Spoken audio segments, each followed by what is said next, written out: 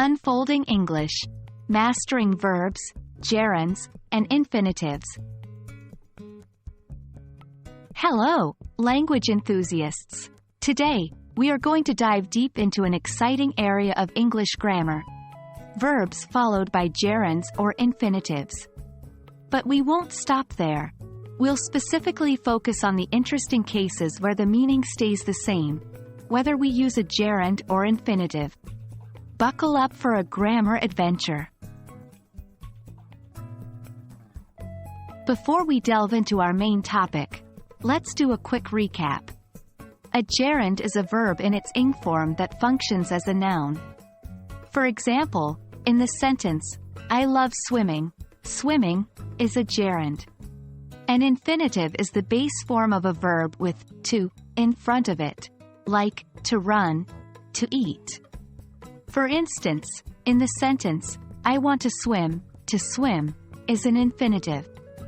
Now, let's dive into those fascinating verbs which accept both forms without a change in meaning. There are certain verbs in English which can be followed by either a gerund or infinitive, without any change in their meaning. Here are some examples. 1. Begin. I began to read. Equals I began reading. 2. Continue. He continues to work. Equals he continues working. 3. Like. They like to play tennis. Equals they like playing tennis. 4. Hate. She hates to cook.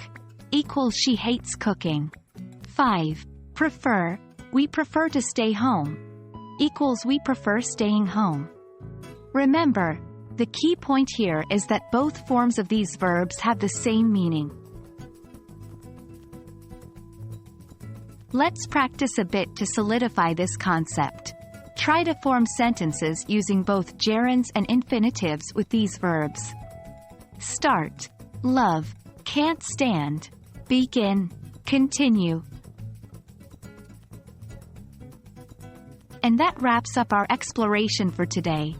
We dove into the world of verbs, gerunds, and infinitives, where they sometimes happily coexist without a change in meaning. Practice with the verbs we discussed today and you'll soon master their usage. Remember, language learning is a journey, so take your time and enjoy every step of the way. Stay tuned for more exciting English language learning videos.